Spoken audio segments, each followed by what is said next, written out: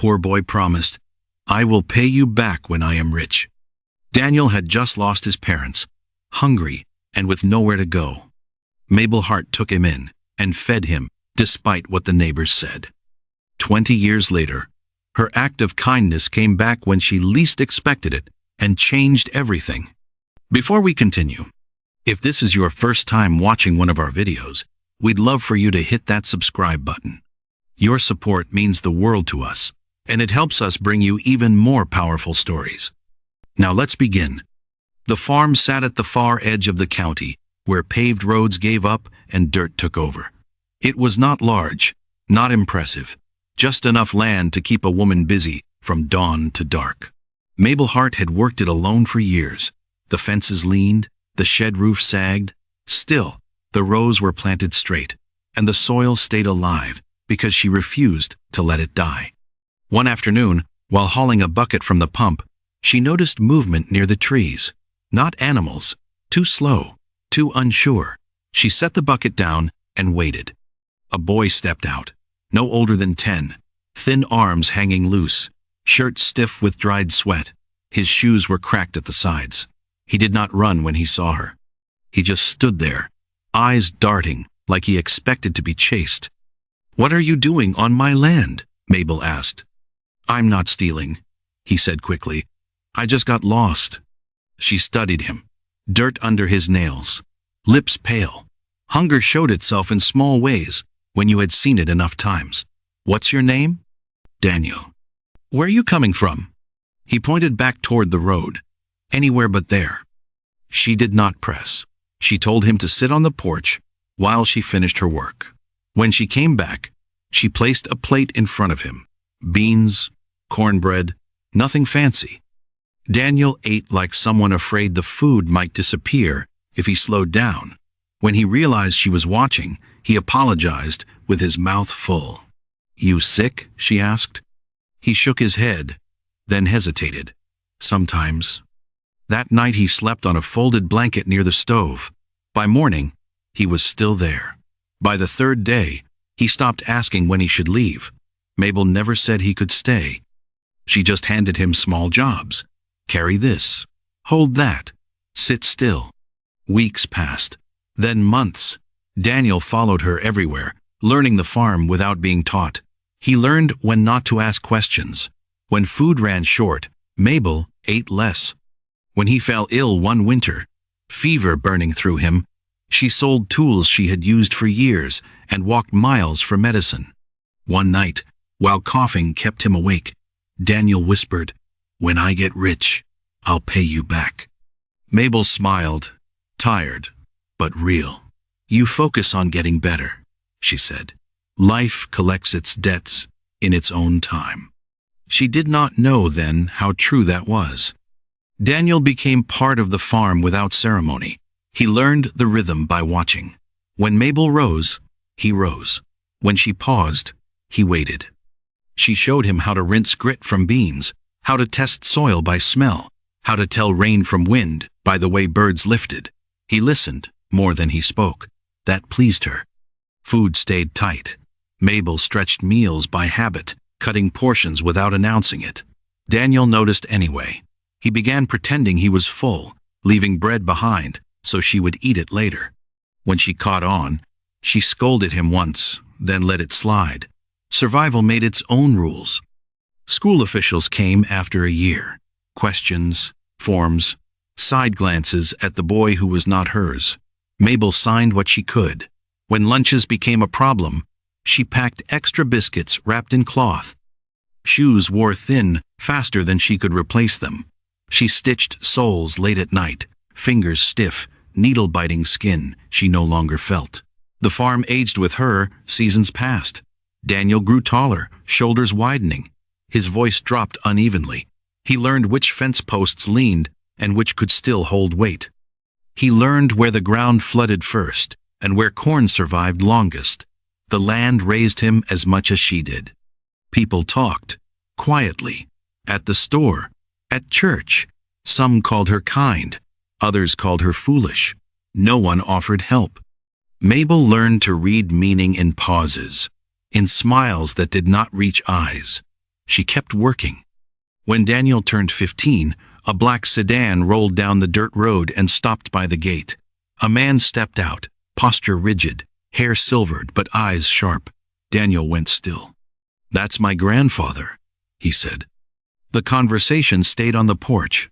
Legal words, custody, missed years, a life Daniel was supposed to have. Mabel listened without interrupting.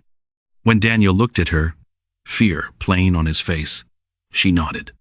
"You go," she said. "You don't waste a chance meant for you." He hugged her hard, arms shaking. "I won't forget," he said. "I promise." She pressed a folded note into his hand. Her name, the farm's address, "just in case," she said. After he left, silence settled heavy. Mabel worked longer. Her back bent deeper. By her late 60s, trucks started coming more often. Men in clean boots offered numbers that sounded generous but felt wrong. She refused every one. Neighbors sold. Fields disappeared behind fences. Signs went up. Inspectors arrived with clipboards, tapping boards, circling her barn. They wrote things she did not understand and explained nothing. Letters followed. Non-compliant. Unsafe. Then a court notice. In town, people said she should have sold earlier. That fighting was pointless. Mabel kept planting anyway. The eviction date sat circled in red on her calendar. She stared at it for a long time, then closed the book. The enforcement convoy arrived late morning, not early enough to feel merciful, not late enough to allow excuses. 2 county trucks rolled in first, tires chewing up the edge of her field. A flatbed followed. Then a white van with tinted windows. Engines stayed running. Dust hung in the air and settled on the crops like quiet insult. Mabel stood near the porch, hands clasped low in front of her, eyes fixed on the men as they stepped out. She recognized one of them, the inspector. Same clipboard, same bored expression. He avoided her gaze and started talking to the deputy instead. The deputy unfolded papers and read from them without looking up. Procedure, non-compliance, court order, language designed to sound final. Mabel listened. She did not interrupt. When he finished, she nodded once. They moved quickly after that, too quickly. Chairs dragged out, boxes dumped. A framed photo slipped from a stack and cracked against the dirt. No one picked it up. Someone laughed once, under his breath, then stopped when the deputy glanced over. A small group gathered near the road. Neighbors who had sold years earlier. Some watched with folded arms. Others stared at the ground. One woman whispered that it was a shame. Another said nothing could be done. No one crossed the fence. When they carried out the mattress, something gave way in Mabel's body. Her leg buckled. She reached for the pump handle and missed. Her knees hit the ground hard. The breath rushed out of her chest and did not come back right away. "Ma'am," the deputy said, his voice softer now, "you need to move." She did not respond. Her hands pressed into the dirt, fingers curling like she could hold the land in place by force. Tears came without warning, loud, uncontrolled. She hated that most of all. The inspector checked his watch. Then the sound cut through everything. A low thudding roar. Wind whipped loose papers into the air. Heads turned. A helicopter descended over the far field, flattening crops as it landed. Dust exploded outward, coating boots and uniforms alike. Engines shut off. Silence dropped hard. A man stepped out, early 40s, clean shoes, dark jacket, calm posture. He scanned the scene slowly, eyes taking in the trucks, the scattered belongings, the woman on the ground. His jaw tightened. "What's going on here?" he asked. The inspector recovered first. "County matter," he said quickly. "Property violations." The man's eyes moved to Mabel. He walked over and crouched, keeping space, not touching. "Ma'am," he said quietly, "what's your name?" She looked up, confused, face streaked with dirt and tears. "Mabel Hart." The man inhaled sharply. He closed his eyes for a second. When he opened them, something in his expression had shifted. He stood and turned back to the officials. "Stop," he said. right now. You don't have authority, the inspector began. I do, the man replied. He pulled out his phone. Because my company owns the surrounding development, because these inspection reports are forged, and because this land is protected under filings you never checked. He looked back at Mabel. His voice dropped. It's Daniel. The name did not register at first. Mabel stared at him, blinking like her eyes were not working right. The dust, the noise, the ache in her knees. Daniel was a memory, a thin boy on a porch. Not a man standing in front of her, with a helicopter cooling behind him. You don't need to say anything, he said quickly, reading the confusion on her face. He offered his hand. She hesitated, then took it. His grip was steady, stronger than she expected. He helped her to her feet and guided her to the porch step before turning back to the others. The inspector tried to speak again, words spilling faster now. Daniel cut him off by raising one finger, not angry, just final. He made a call and put it on speaker. Send the compliance files tied to parcel 17B, he said. Now. Phones came out around the yard. The deputy shifted his weight, suddenly unsure. Within minutes, documents loaded onto Daniel's screen. He scrolled in silence, jaw set. Then he turned the phone so the deputy could see. These signatures are copied, Daniel said. These inspection dates overlap days your office was closed. This court filing references a zoning change that never passed. The inspector's face drained of color. There must be a mistake. There is, Daniel replied, and it is criminal. He made another call, then another. Names were mentioned that made the deputy straighten. Federal oversight, independent auditors, an injunction request filed in real time. The eviction order was frozen before anyone fully understood how. Neighbors crept closer. Whispers grew louder. Someone asked who the man was. Someone else said his company had just taken over half the regional contracts. Phones lifted. Photos snapped. Daniel turned back to Mabel. I was already in the area, he said quietly. My firm was reviewing land use for the new corridor. I saw the parcel number. It stuck. He paused.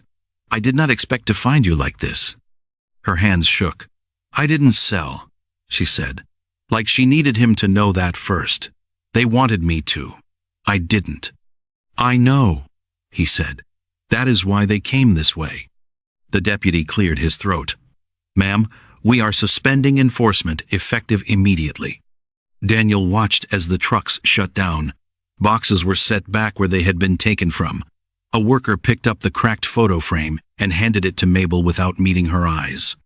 By late afternoon, the inspector was gone. The convoy pulled out slower than it arrived. The road fell quiet again, but it was not the same quiet. It carried weight now. Daniel stayed. He walked the land with her, slow, listening more than talking. He asked where the soil held water, where frost hit first. He remembered more than he admitted. When the sun dipped low, he stood near the porch, hands in his pockets, staring at the fields. I promised you something, he said at last. I did not know how, but I never forgot. Mabel looked at him, really looked this time, and finally nodded. The reckoning did not come loud. It came methodical. Auditors arrived within days, not weeks. They walked the same ground the inspectors had rushed, but slower, cameras steady, questions precise. Paper trails unraveled. Dates failed to line up. Payments surfaced where they should not have existed. By the end of the month, charges were filed. Corporations pulled out of the region quietly. Then, all at once, stock slid. Executives resigned. The land deals collapsed under their own weight. Daniel returned often. He never announced himself. He showed up in work clothes, boots dusty, sleeves rolled. New equipment came first. Then irrigation. Then workers hired from the town that had looked away. The farm did not become flashy. It became secure, protected, locked into preservation no court could touch again. Neighbors came by.